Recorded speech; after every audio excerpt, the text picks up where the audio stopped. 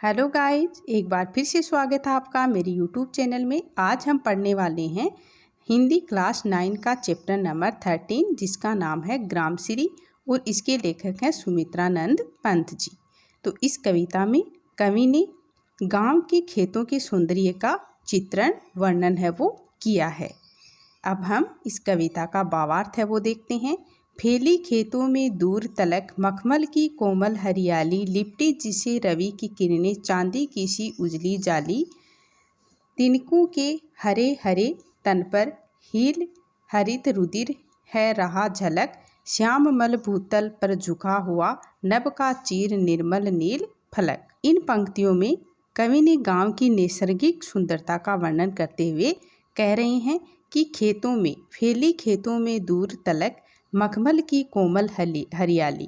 मखमल की कोमल यानी जिस प्रकार से मखमल का कपड़ा ऊपर से बहुत ही कोमल मुलायम होता है, उसी तरह जो हरियाली है यानी अभी अभी जो फसलें हैं वो खेतों में सारी फसलें हैं वो उग चुकी हैं, इसलिए जो चारों तरफ हरियाली फैली हुई है वो मखमल की कोमलता के समान है वो लग रही है।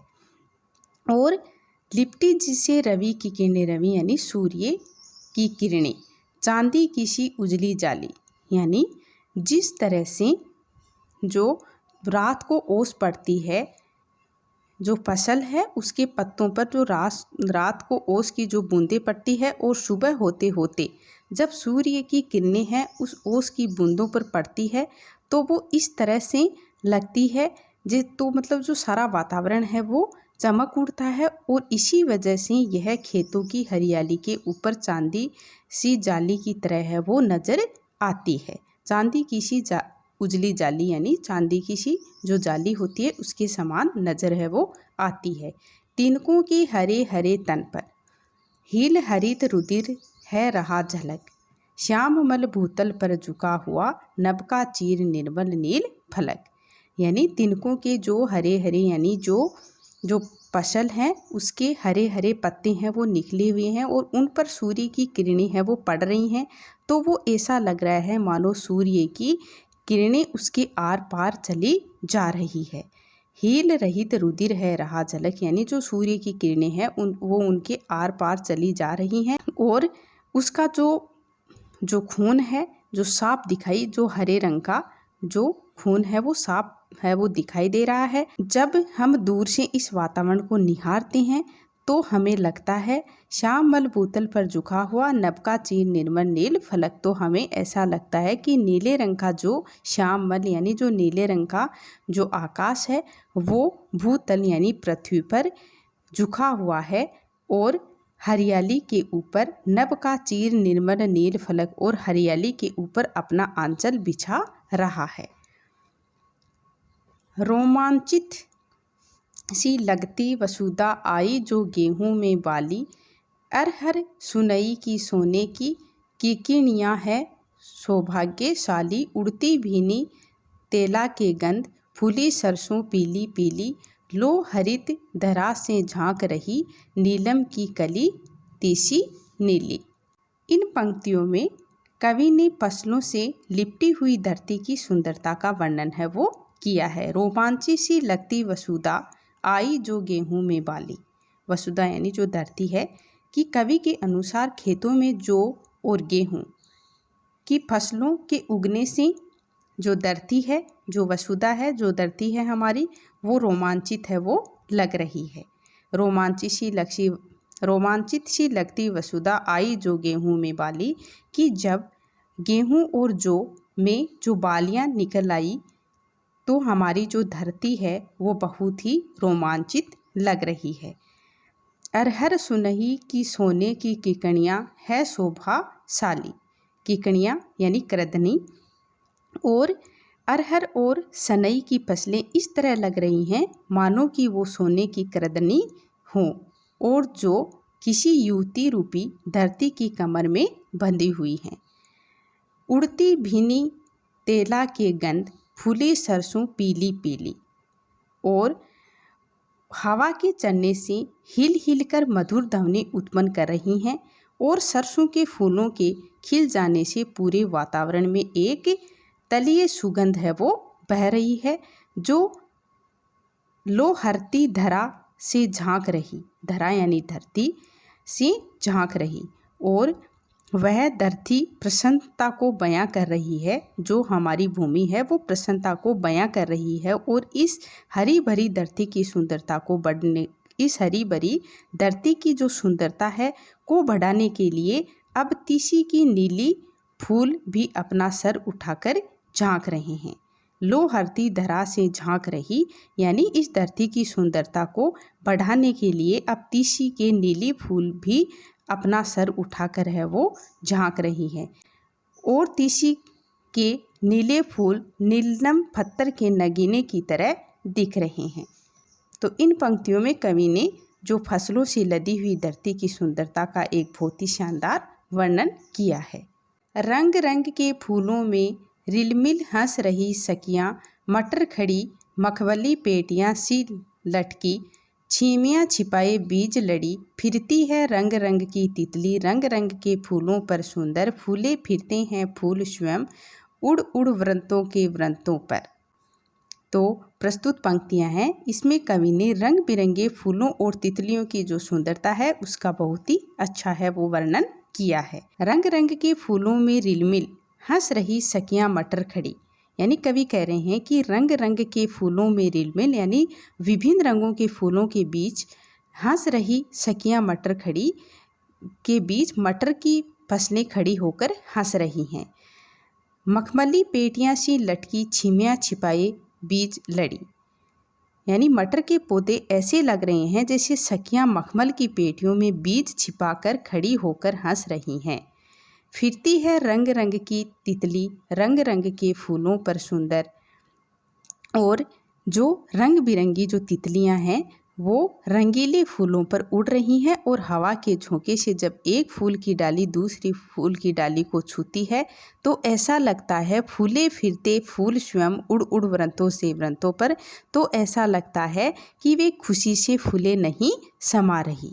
तो प्रस्तुत पंक्तियों में कवि की कल्पना है वो सजग हो उठी है, और उन्होंने रंगों से भरे हुए प्राकृतिक वातावरण का बड़ा ही मार्मिक मनोहारी चित्रण है वो किया है।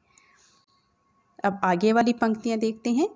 अब रजब स्वर्ण मजरियों से लद गई आम्र तरु की डाली, झर रहे ढाक पीपल के दल, हो उठी कोकिला मतवाली, महके कटहल मकुलित जामुन, जंगल में झरबेरी झूली, फूले आडू नींबू दाड़िम, आलू गोभी बैंगन मूली।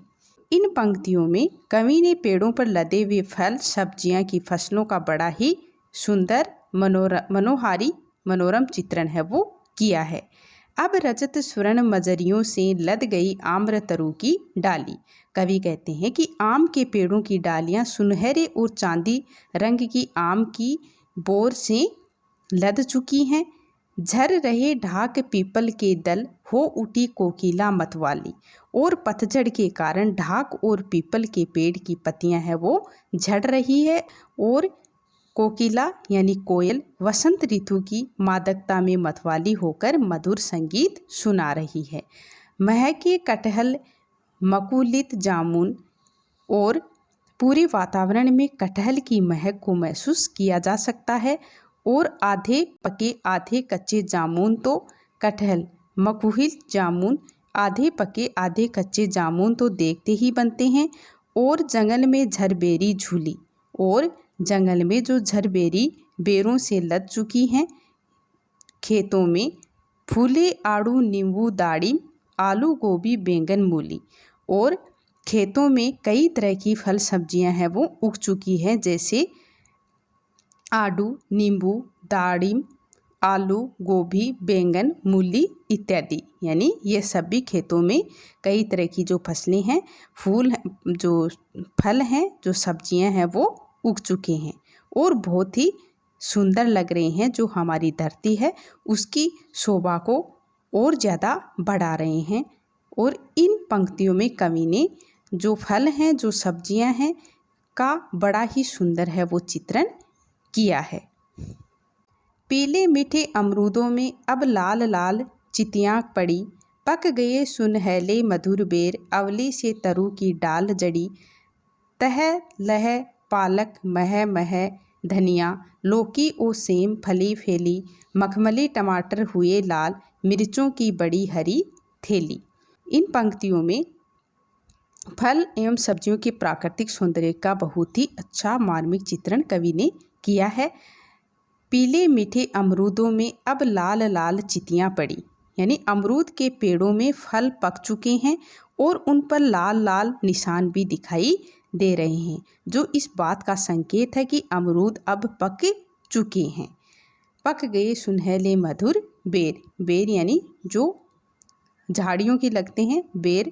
पक गए सुनहले मधुर बेर, अवली से तरु की डाल जड़ी, यानी और बेर भी पक कर सुनहले रंग की हो गई हैं और आंवले के फल भी पूरी तरह डाल ऐसी लदी हुई है जैसे वह जड़ी की तरह लगाई गई हो।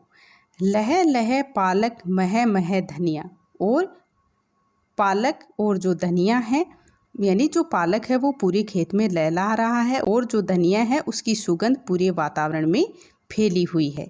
लौकी ओ सेम फली फैली, मखमली टमाटर हुए लाल, मिर्चों की बड़ी हरी थैली। लौकी और सेम फली फैली, यानी लौकी और सेम पूरी तरह से ज़मीन पर इधर उधर फैल गई है, पककर लाल हो चुके हैं, और जो टमाटर हैं वो भी पककर लाल हो चुके हैं, मानो जैसे मखमल बिछा हुआ है। मखमली टमाटर हुए लाल, यानी टमाटर हैं वो बिल्कुल लाल हो चुके हैं और ऐसे लगते हैं जैसे कि मखमल का जो कपड़ा होता है मुलायम, उस तरह से मखमल है वो बिछा हुआ है, इस प्रकार से लग रहा है। मिर्चों की बड़ी हरी थैली, और मिर्च के पौधे किसी हरी भरी थैली की तरह लग रहे हैं। इस प्रकार से इन पंक्तियों में कवि ने फल और सब्जियों के प्राकृतिक सौंदर्य का बहुत ही सुंदर चित्रण है वो किया है। बालों के सांपों से अंकित गंगा की सतरंगी रेती, सुंदर लगती सरपत छाई, तट पर तरबूजों की खेती, अंगुली की कंघी से बगुले कलंगी संवारते हैं कोई, तिरते जल में सुरखाब, पुलीन पर मग रोटी रहती सोई। तो इन पंक्तियों में कवि ने गंगा तट के सौंदर्य का वर्णन है वो किया है। बालू के सांपों से अंकित गंगा की सतरंगी रेती, सुंदर लगती सरपत छाई, यानी गंगा के रेतीले किनारों पर बालू से लंबी लंबी लकीरें बनी हुई है और वे लकीरें ऐसी प्रतीत हो रही है जैसे कई सांप सोए हुए हैं, और जब सूर्य की किरण है जो किरणें हैं वो उस रेत पर पड़ रही हैं तो वे रंग बिरंगी नज़र आ रही हैं। और वहाँ सरपट बिछी हुई है और तरबूज की खेती बड़ी सुंदर लग रही है। जिस प्रकार में कोई अंगूला अपनी अंगुली से अपनी कलंगी में कंघी कर रहा है। तैरते जल में, यानी तैरते हुए जल में, सुर खाप पुलीन पर मग रोटी रहती सोई, यानी पानी में सुरखाप तैर रहे हैं और किनारे पर मगर अलसाया सा सोया हुआ है, यानी मगर यानी जो मगरमच्छ है वो अलसाया सा सोया हुआ है। तो इन पंक्तियों में जो गंगा तट के सौंदर्य का कवि ने वर्णन है वो किया है। हंसमुख हरियाली हिम आतप, सुख से अलसाए से सोए, भीगी अंधियाली में निशी की तारक सपनों में से खोए, मरकत डिब्बे सा खुला ग्राम, जिस पर नीलम नभ आच्छादन, निरुपम हिमांत में स्कंद शांत, निज शोभा से हरता जन मन। और इन पंक्तियों में कवि ने गांव की हरियाली, शांति और प्राकृतिक सौंदर्य का बड़ा ही सरलता से वर्णन है वो किया है। हंसमुख हरियाली हिम आतप, सूख से अलसाए से सोए, भीगी अंधियाली में निशी की, यानी कवि इन पंक्तियों में कहना चाह रहा है कि सर्दी की धूप में जब सूर्य की किरणें खेती की हरियाली पर पड़ती हैं तो वो इस तरह चमक उठती हैं मानो वो खुशी से झूम रही हो। और कवि को ये दोनों सुख से अलसाए से और कवि को ये दोनों आलस्य से भरे सोए हुए प्रतीत होते हैं, यानी सर्दी की रातें ओस के कारण भीगी हुई जान पड़ रही हैं, जिससे तारक सपनों में से खोए और जिससे तारे मानो किसी सपने में खोए हुए लग रहे हैं। ऐसे मरकत डिब्बे सा खुला ग्राम और ऐसे में नीले आसमान के नीचे गांव ऐसे लग रहा है जैसे जवाहरातों का डिब्बा खुला पड़ा हो। मरकत डिब्बे सा खुला ग्राम, ग्राम यानी गांव। ऐसे में नीले आसमान के नीचे जो गांव है वो ऐसे लग रहा है जैसे जवाहराती डिब्बे का खुला पड़ा हो, जिस पर नीलम नभ आच्छादन और जिसे आकाश से नीले रंग की चादर उड़ा रखी हो। निरुपत हिमांत में स्कंद शांत, निज शोभा से हरता जन मन। और इस प्रकार शरद ऋतु के अंतिम कुछ दिनों में गांव के वातावरण में अनुपम शांति की अनुभूति हो रही हो। निज शोभा से हरता जनमन, जिससे गांव में सभी लोग बहुत ही प्रभावित हैं। इस प्रकार से कवि ने इन पंक्तियों में गांव की हरियाली, शांति और प्राकृतिक सौंदर्य का बड़ा ही सरलता से वर्णन है वो किया है। तो गाइज, इन पंक्तियों में कवि ने यानी ग्राम श्री जो कविता है में पंत जी ने गांव की प्राकृतिक सुषमा और समृद्धि का मनोहारी वर्णन है वो किया है। खेतों में दूर तक फैली हुई लहलहाती फसलें, फल फूलों से लदी हुई पेड़ों की डालियां और गंगा की सुंदर रेती कवि को रोमांचित करती है और उसी रोमांचित की अभिव्यक्ति है वो ये है कविता है, जिसमें कवि ने बहुत ही मनोहारी चित्रण है वो किया है। तो गाइज, अगर आपको मेरा ये वीडियो अच्छा लगा हो तो प्लीज़ लाइक शेयर सब्सक्राइब ज़रूर करें। Thank you guys.